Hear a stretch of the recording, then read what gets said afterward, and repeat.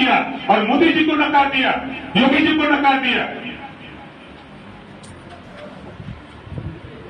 अब उनके सर पर फिर से अखिलेश यादव का जादू यहाँ पर लगता है कि चढ़ने लगा है और संभावना भी इसकी फिर से है कि वो यहाँ एक बार फिर से भाजपा को छोड़ करके सपा के और जब समाजवादी पार्टी के साथ आए तो समाजवादी पार्टी 125 से अधिक सीटें जीतने में कामयाब हुई। तो ओम प्रकाश राजभर अपने आप को कहीं ना कहीं किंग मेकर की भूमिका में उत्तर प्रदेश। नमस्कार, मैं नाज़मीन खान और आप देख रहे हैं SPN 9 न्यूज। जनता ने मोदी योगी को नकार दिया है। ये शब्द हैं ओम प्रकाश राजभर के। वो ओम प्रकाश राजभर जो डंके के चोट पर उत्तर प्रदेश में ये कहते हुए नजर आए थे कि लोकसभा का चुनाव घोषित से उनके बेटे अरविंद राजभर जीत जाएंगे, समाजवादी पार्टी के प्रत्याशी राजीव राय को हरा देंगे। लेकिन जब नतीजे लोकसभा के सामने उत्तर प्रदेश में आए तो ये देखने को मिला कि ओपी राजभर की बोलती बंद होती हुई नजर आई। ओपी राजभर के बेटे अरविंद राजभर को करारी हार का सामना करना पड़ा। इसके बाद ओपी राजभर के भी बोल बदलते हुए नजर आए। ओपी राजभर लगातार भारतीय जनता पार्टी पर निशाना साधते हुए लोकसभा चुनाव प्रचार प्रसार में तो देखे गए थे, लेकिन अब सीधे तौर पर योगी मोदी को ही नकारते हुए नजर आ रहे हैं। ओपी राजभर और क्या कुछ कहते हुए दिखाई दे रहे हैं, सुनिए जरा। आप बोलना सीखो, तान से बोलो, क्या बात करते हो। हमारी पार्टी ईमानदारी से जहां जो लड़ा उसको वोट दिया और गठबंधन के तमाम पार्टियों के नेता गठबंधन धर्म निभाना नहीं जानते, अच्छा धर्म नहीं जानते। एक नेता का निर्देश हमारे हुआ, हम लोगों ने अक्षरशः उसका पालन किया और मोदी जी को नकार दिया, योगी जी को नकार दिया।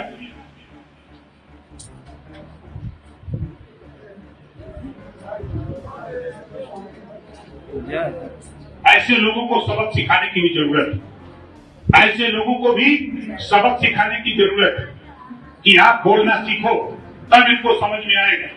अब तो हम खुली बगावत करेंगे, देखिएगा ना। जो लोग आ गए मैदान से संजोग से भेंट हो गई। ओपी राजभर जिस तरीके से कहते हैं कि उनके बेटे अरविंद राजभर की घोषित लोकसभा सीट पर जो हार हुई है जनता ने नकारा है। इस बार 400 पार का नारा कामयाब नहीं हो पाया है। न सिर्फ उत्तर प्रदेश में बल्कि महाराष्ट्र में भी इसकी गूंज देखने को मिलती है, जब कहा जाता है कि यही 400 पार का नारा भारतीय जनता पार्टी को ले डूबा। तभी ये नतीजा निकला है कि 293 सीटों पर एनडीए सिमट कर रह जाता है, 240 सीटों पर भारतीय जनता पार्टी सिमट कर रह जाती है। 300 पार तक का आंकड़ा पहुंचता हुआ नजर नहीं आता और 400 पार की बात करती हुई भारतीय जनता पार्टी देखी गई थी। अब ऐसे में ओपी राजभर को लेकर कहा जा रहा है कि लोकसभा चुनाव बीत जाने के बाद ये बयान क्या दर्शाते हैं। इससे जुड़े हुए कई तमाम सवाल यहाँ पर बनते हैं। न्यूज रूम में मौजूद है अक्षय, मेरे साथ मौजूद है, जानने की कोशिश करेंगे। अक्षय, जैसे कि अभी ओपी राजभर का बयान आया है कि जनता ने मोदी योगी को नकार दिया है, क्या वो खुद अब यहाँ पर अपनी ही सरकार के खिलाफ खड़े होते हुए नजर आ रहे हैं? बिल्कुल, देखिए इस बात में कोई दोहराए नजर नहीं आ रही है, लेकिन कहीं ना कहीं नाज़मीन देखिए मुझे लगता है कि बयान जिस नेता का आया है वो भी कहीं ना कहीं गौर करने वाला है। सुबह सपा प्रमुख ओपी राजभर कब वो यहाँ पर कहीं ना कहीं नीतीश कुमार की तरह ही उन्हें कहा जाता है कि कब वो भाजपा छोड़ सपा के साथ चले जाए और कब सपा छोड़ भाजपा के साथ चले जाए पता नहीं चलता। 2022 के विधानसभा चुनाव जिस प्रकार से उन्होंने पूरे जोर शोर के साथ अखिलेश यादव के साथ लड़ा था, उसके तुरंत बाद ही तकरीबन 3 महीने का ही वक्त मुझे लगता है गुजरा था और जून का वो वक्त था जब उन्होंने भाजपा यानी एनडीए में अपनी भागीदारी दिखा दी थी, एनडीए में वो शामिल हो गए थे।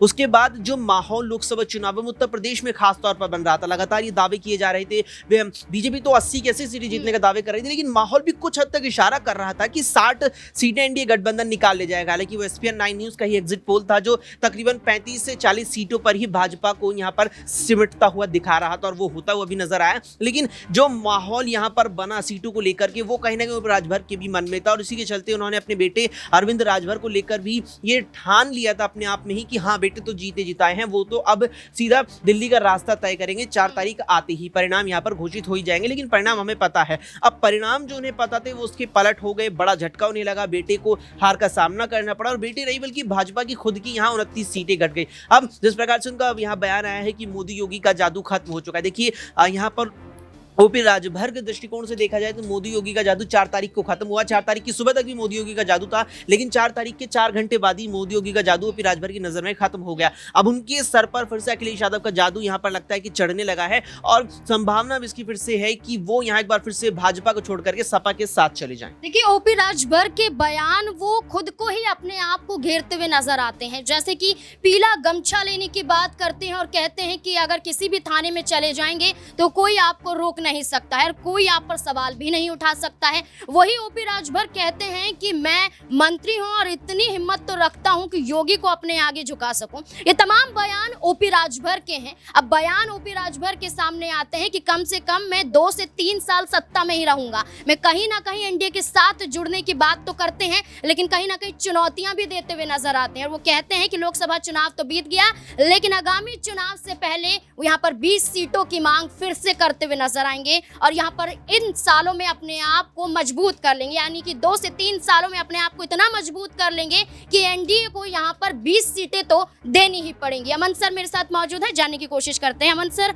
अब ओपी राजभर ये कह रहे हैं कि 2 से 3 साल सत्ता में रहूंगा और इसी के साथ साथ कहते हैं कि मैं यहाँ पर कोशिश करूंगा कि मुझे यहाँ पर 20 सीटें तो उत्तर प्रदेश में मिल जाएं, क्योंकि विधानसभा चुनाव नजदीक है। ऐसे में क्या लगता है कि ओपी राजभर की अब ये मांग क्या पूरी होती हुई नजर आएगी? क्योंकि लोकसभा चुनाव में भी 2 से 3 सीटों की मांग करते हुए नजर आ रहे थे, जिसमें घोसी के साथ गाजीपुर सीट भी थी, लेकिन भारतीय जनता पार्टी ने उनकी इस बात को नहीं माना। 1 सीट मिली, हार का सामना। अब विधानसभा चुनाव से पहले ये मांग, क्या कहना है? देखिए, ओपी राजभर के बारे में लगातार जिस तरह कहा जाता है उत्तर प्रदेश में शायद अब उनके बयानों को उतनी तवज्जो दी भी नहीं जाती। जिस तरह की बातें वो करते हैं, कभी जो उनके बयान हैं वो हमेशा सुर्खियों में इसीलिए रहते हैं कि उनकी बात में कोई स्थायी तौर पे चीज़ें नज़र नहीं आती। आप देखिए, चुनाव से पहले कह रहे थे कि दूर दूर तक सपा और इंडिया गठबंधन उत्तर प्रदेश में नज़र नहीं आता। तमाम ज़िले वो गिनवाते हुए नजर आए थे कि एक भी सीट पर समाजवादी पार्टी जीतने वाली नहीं है, और यहाँ तक कि वो बिल्कुल भी फाइट में सपा को मानकर नहीं चल रहे थे, इंडिया गठबंधन को बिल्कुल सिरे से खारिज किया। लेकिन देखिए, नतीजे निकल कर सामने आते हैं। 37 सीटें सिर्फ सपा को मिलती हैं, 40+ इंडिया गठबंधन को मिलती हैं। ऐसे में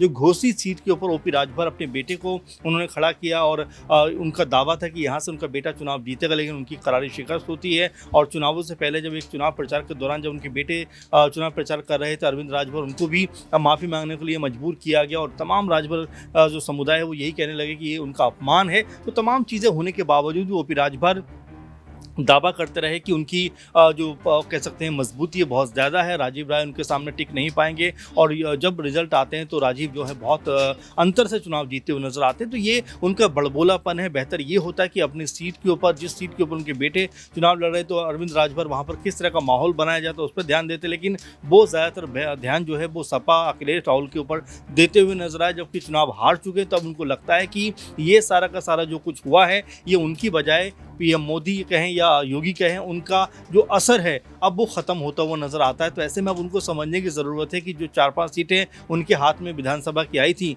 वो भी सपा के कह सकते हैं गठबंधन के साथ में आई थी। तो ऐसे में उनकी अपनी क्या मजबूती है, अपनी क्या ताकत है, इस पर उनको ज़रूर बात करना चाहिए, सोचना चाहिए। क्योंकि अगर दूसरों के सहारे अपने आप को पार पाते रहेंगे तो इक्का दुक्का सीटों से ज़्यादा वो बढ़ नहीं पाएंगे। और देखिए, लोकसभा में एकमात्र सीट जो बीजेपी की तरफ से उनको मिली उसको बचाने में भी वो नाकामयाब हो गए। जबकि वो बहुत बड़ा दावा करते हैं कि थाने में चले जाइए, पीला गमछा डाल लीजिए, ऐसा कर लीजिए, वैसा कर लीजिए। लेकिन ये सब बातें सुनने में अच्छी लगती हैं, लेकिन ज़मीनी स्तर पर जब आप जाते हैं तो कितना लोग आपको पसंद करते हैं, कितना लोग आपके पक्ष में वोट डालते हैं, ये कह सकते हैं कि जी ये रहेगा कि ना सिर्फ ओपी राजभर बल्कि भारतीय जनता पार्टी भी खुद यहाँ पर ओपी राजभर का, उनके बेटे का अपमान करते हुए नजर आई है। जब प्रचार प्रसार के दौरान घोसी में ही उत्तर प्रदेश के उप मुख्यमंत्री ब्रजेश पाठक ये कहते हुए नजर आते हैं कि आप झुकिए, आप जब सपा में थे आपने प्रचार प्रसार में कितनी गलतियां की हैं उसकी माफी मांगिए, जनता आपको माफ नहीं करेगी। यहाँ पर राजभर समाज अपमानित महसूस करता हुआ नजर आया था। तो भारतीय जनता पार्टी क्या पिछड़े लोगों को इस कदर नीचे गिराती हुई नजर आती है कि आज उठने के लिए उन्हें खुद ही लड़ना पड़ता है? देखिए, बिल्कुल जाहिर सी बात है कि जब 400 पार की बात की गई तब जो दलित समुदाय है उनके अंदर ये मैसेज जरूर गया कि बीजेपी जो है या जो मोदी सरकार है ये संविधान बदलना चाहती है। और देखिए, जो दलित वर्ग है उनका सबसे बड़े, अगर हीरो के तौर पर देखा जाए, सबसे बड़े अगर प्रेरणा के तौर तौर पर देखा जाए तो वो अम्बेडकर जी हैं, और जाहिर सी बात है कि जब उनके संविधान को बदलने की बात लगातार बीजेपी के नेता करेंगे तो इसका असर उनके ऊपर होता हुआ नजर आएगा। देखिए, जिस तरह से मायावती के पक्ष में महज 8-9% वोट आया और 10-12% जो वोट था दलितों का वो इंडिया गठबंधन में शिफ्ट हो गया, तो ये सबसे बड़ी हार की वजह रहा। ऐसे में अगर दलितों का, पिछड़ों का अपमान अगर बीजेपी के नेता या तमाम जो बड़ी पार्टियां हैं वो करेंगी तो उसका खामियाजा उनको भुगतना पड़ेगा। और ऐसे में अब ये समझना पड़ेगा कि किस तरह से बीजेपी को अपनी राह को मजबूत करना है, क्योंकि अयोध्या की सीट के ऊपर जिससे अवधेश प्रसाद जीते हैं वो खुद कह सकते हैं एक पिछड़े समुदाय से आते हैं। तो ऐसे में ये बताना और समझना बीजेपी के लिए ज़रूरी हो जाता है कि उनको सब समुदायों को लेकर चलना है। और जाहिर बात है कि अगर इस तरह संविधान बदलने की बात वो करेंगे तो उसका खामियाजा उनको भुगतना पड़ेगा। इसी तरह से हमने देखा कि जब ब्रजेश पाठक इस तरह की बात करते हैं तो जाहिर बात है कि राजभर समुदाय के अंदर एक गुस्सा, नाराजगी देखने को मिली। लेकिन ओपी राजभर अंत समय तक ये कहते रहे कि उनके बेटे जो हैं वो जीत की पोजीशन में हैं, लेकिन जब रिजल्ट आते हैं तब वो सारा का सारा ठीकरा जो है पीएम मोदी या योगी या तमाम बीजेपी के नेताओं के ऊपर फोड़ते हुए दिखाई पड़ रहे हैं। लेकिन ऐसे में ओपी राजभर को अपनी पार्टी सुबह सपा को मजबूत करने की ज़रूरत है, और जिस समुदाय के वो नेता बनने की लगातार कह सकते हैं कि बातें करते हुए नजर आते हैं, उस समुदाय को भी कह सकते हैं मजबूत करने की जिम्मेदारी उनके ऊपर है, जिससे वो बचने का प्रयास कर रहे हैं, ये कहकर कि ये जो हार है ये मोदी और योगी की वजह से हुई है। जी बिल्कुल, यहाँ पर डॉक्टर भीमराव अंबेडकर को लेकर ओपी राजभर का बयान सामने आया था कि संघर्ष की लड़ाई थी। संघर्ष जब यहाँ पर डॉक्टर भीमराव अंबेडकर करते हुए नजर आए थे तो वही संघर्ष हम भी यहाँ पर करते हुए नजर आ रहे हैं। वहीं दूसरी तरफ पीडीए के तहत यहाँ पर समाजवादी पार्टी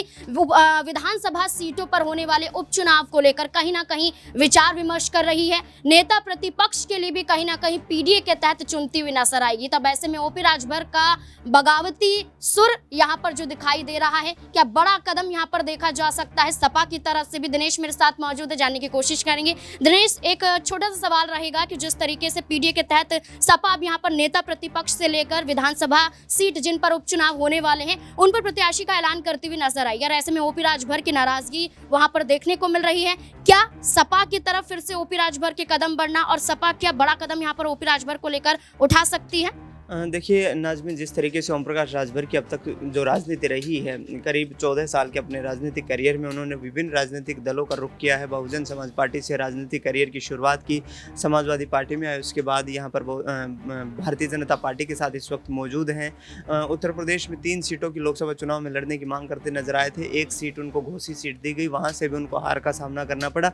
विधानसभा की बात करें तो ओपी राजभर की पार्टी इतनी मजबूत नहीं है, सिर्फ 3 विधायक हैं उनके पास, लेकिन पूर्वांचल की राजनीति में राजभर वोट बैंक जो है वो कहीं ना कहीं निर्णायक भूमिका में रहता है, इसलिए लगातार जो है अधिक मांगे करते हुए नजर आते हैं। आपने सवाल किया कि यहाँ पर क्या समाजवादी पार्टी की तरफ दोबारा रुख करेंगे, क्योंकि ये जो पूर्वांचल के या पूरे उत्तर प्रदेश के लोकसभा चुनाव के जो नतीजे सामने निकल करके आए हैं, ये कहीं ना कहीं बहुजन समाज पार्टी या फिर यूँ कहें कि भारतीय जनता पार्टी के लिए कहीं ना कहीं निराशाजनक प्रदर्शन रहा है इस चुनाव में। और देखा जाए तो अपने आप को अवसरवादी बताते हैं ओम प्रकाश राजभर। हो सकता है कि विधानसभा चुनाव में एक बार फिर से 2017 की तर्ज पर यहाँ पर जो गठबंधन समाजवादी पार्टी के साथ करते नजर आए, क्योंकि पिछले दिनों एक बयान दिया था उन्होंने कि जब मैं सपा के साथ नहीं था, यानी कि भारतीय जनता पार्टी के साथ था 2017 में, उस दौरान सपा की बुरी हालत हुई थी उत्तर प्रदेश में, और जब समाजवादी पार्टी के साथ आए तो समाजवादी पार्टी 125 से अधिक सीटें जीतने में कामयाब हुई। तो ओम प्रकाश राजभर अपने आप को कहीं ना कहीं किंग मेकर की भूमिका में उत्तर प्रदेश की राजनीति में देखते हैं। देखना होगा कि क्या होता है, लेकिन अवसरवादी नेताओं का अक्सर जो क्षेत्रीय दल होते हैं उनका यही रुख होता है कि जिस तरफ राजनीतिक फिजाएं आगे बढ़ती हैं, जिस तरफ राजनीति का रुख आगे रहता है, वो वहीं अपना आपको कहीं ना कहीं सहज महसूस कर पाते हैं। देखिए, वाकई अब यही देखना होगा कि ओपी राजभर का ये बयान क्या सपा के लिए संकेत देता हुआ नजर आ रहा है। क्या सपा के लिए अब एक और मौका यहाँ पर बन चुका है कि एक तरफ भारतीय जनता पार्टी खुद टूटती हुई नजर आ रही है, वहीं सहयोगी दल भी किनारा करते हुए नजर आ रहे हैं। क्या वाकई अब सपा की तरफ कदम बढ़ते हुए नजर आएंगे? इस मुद्दे को लेकर आपकी क्या राय है, कमेंट सेक्शन में जरूर बताएं। देखते रहें स्पेन 9 न्यूज़। धन्यवाद।